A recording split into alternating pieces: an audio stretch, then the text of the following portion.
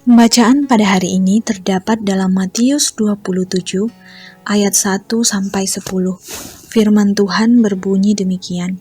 Yesus diserahkan kepada Pilatus, kematian Yudas. Ketika hari mulai siang, semua imam kepala dan tua-tua bangsa Yahudi berkumpul dan mengambil keputusan untuk membunuh Yesus. Mereka membelenggu dia, lalu membawanya dan menyerahkannya kepada Pilatus, wali negeri itu. Pada waktu Yudas yang menyerahkan dia melihat bahwa Yesus telah dijatuhi hukuman mati, menyesallah ia. Lalu ia mengembalikan uang yang 30 perak itu kepada imam-imam kepala dan tua-tua dan berkata, "Aku telah berdosa karena menyerahkan darah orang yang tak bersalah." Tetapi jawab mereka, "Apa urusan kami dengan itu? Itu urusanmu sendiri." Maka ia pun melemparkan uang perak itu ke dalam bait suci, lalu pergi dari situ dan menggantung diri. Imam-imam kepala mengambil uang perak itu dan berkata, "Tidak diperbolehkan memasukkan uang ini ke dalam peti persembahan, sebab ini uang darah." Sesudah berunding, mereka membeli dengan uang itu tanah yang disebut tanah tukang priuk untuk dijadikan tempat pekuburan orang asing. Itulah sebabnya tanah itu sampai pada hari ini disebut tanah darah. Dengan demikian, genaplah firman yang disampaikan oleh Nabi Yeremia. Mereka menerima 30 uang perak, yaitu harga yang ditetapkan untuk seorang menurut penilaian yang berlaku di antara orang Israel. Dan mereka memberikan uang itu untuk tanah tukang periuk seperti yang dipesankan Tuhan kepadaku. Amin.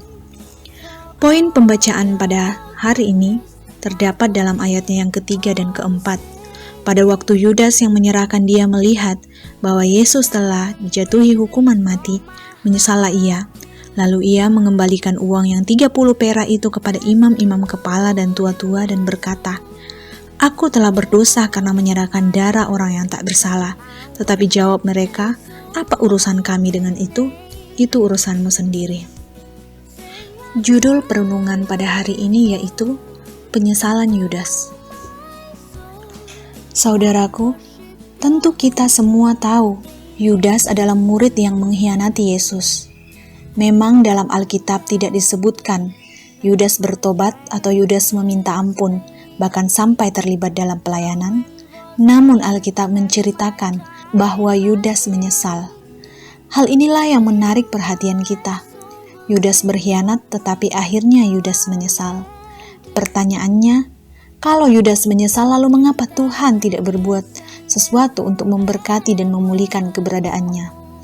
Ada beberapa hal yang harus kita mengerti di balik penyesalan Yudas, yaitu poin yang pertama yang bisa kita pelajari yaitu penyesalan tidak selamanya pertobatan. Mungkin saudara bertanya, apa maksudnya penyesalan tidak selamanya pertobatan? Saya ambil contoh sederhana seperti ini. Seseorang sedang pesta narkoba, lalu digerebek oleh polisi. Lalu dia menyesal sekali. Pertanyaannya, apakah dia bertobat? Jawabannya adalah tidak selamanya. Karena bisa jadi penyesalannya karena tertangkapnya, bukan karena sadar akan kesalahannya. Di dunia ini banyak orang menyesal, tapi tidak sungguh-sungguh dan akhirnya berbuat kesalahan lagi. Kalau kita pelajari tentang Petrus yang menyangkal dan Yudas yang mengkhianati, maka kita akan mendapati bahwa kedua-duanya sama-sama melakukan kesalahan besar yang menyakiti dan mengecewakan hati Tuhan.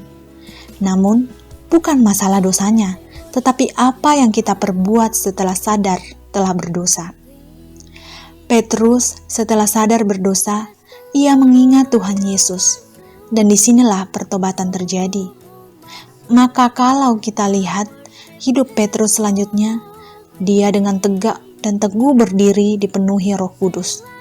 Dan waktu dia di hadapan mahkamah agama, dengan tegas dia berkata bahwa di bawah kolong langit tidak ada nama yang menyelamatkan selain nama Tuhan Yesus. Pertobatan Petrus justru membawa dia pada kemenangan yang sangat luar biasa. Tetapi Yudas tidak bertobat, hanya menyesal karena dalam hatinya tidak ada keinginan berbalik pada Tuhan. Padahal kalau saja Yudas mau berbalik kepada Tuhan, pasti Tuhan akan menerimanya. Poin perenungan yang kedua yaitu penyesalan pada kekecewaan hanya membawa pada kehancuran. Pertobatan adalah penyesalan dengan menyerahkan masalah kepada Tuhan lalu meminta ampun. Meminta Tuhan untuk menguatkan dan memulihkan serta membangkitkan kita. Kalau kita hanya menyesali hidup ini, maka tidak akan membawa pada kemenangan hidup. Karena hidup ini tidak selamanya persis seperti apa yang kita harapkan. Tetapi tegarkan diri karena hidup ini indah kalau kita dekat dengan Tuhan.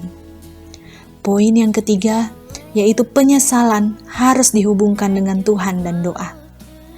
Saudaraku yang dikasihi Tuhan, penyesalan harus dihubungkan dengan Tuhan dan doa, karena kita menyesal bukan karena kedagingan kita, tetapi karena kuasa Roh Kudus menaungi kita.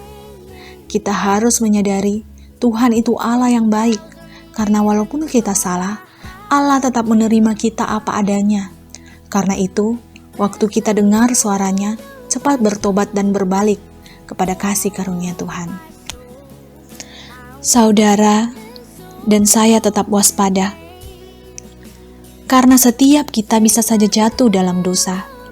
Akan tetapi, kalau kita bertobat, Tuhan akan memberi kepercayaan baru dalam hidup kita.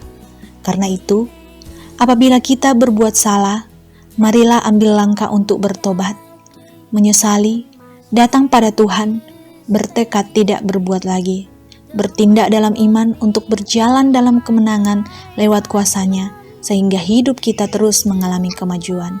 Haleluya. Mari kita berdoa. Terima kasih Tuhan untuk firman-Mu saat ini. Mataraikan firman ini dan mampukan kami untuk hidup senantiasa menyenangkan hati Tuhan. Dalam nama Tuhan Yesus. Amin.